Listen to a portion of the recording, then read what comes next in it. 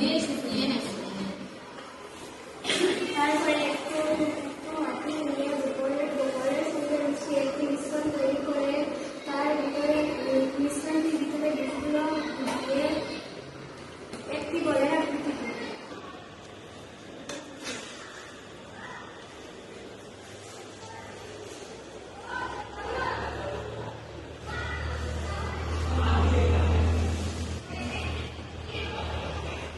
দেখি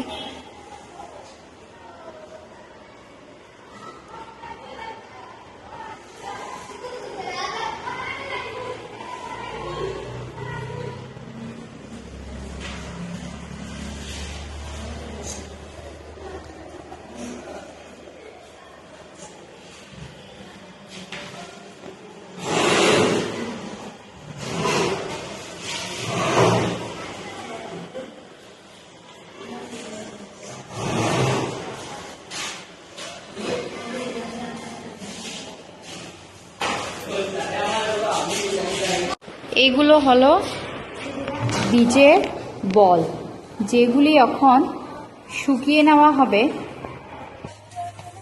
এইভাবে রোদ্রে দিয়ে আমরা বীজের বলগুলিকে শুকিয়ে নিতে পারি।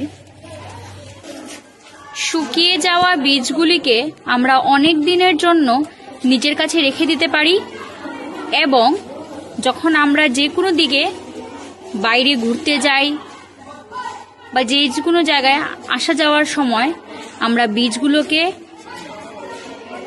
ছড়িয়ে দিতে পারি জায়গায় জায়গায়, এবং বৃষ্টির পর এইগুলি একটি গাছে রূপান্তর হয়ে যাবে, কারণ তাতে কিছু গোবর সার মিশানো আছে এবং মাটি আছে, যার ফলে এইগুলি খাদ পাবে বৃষ্টির জলে এবং একটি গাছে রূপান্তর হতে পারে।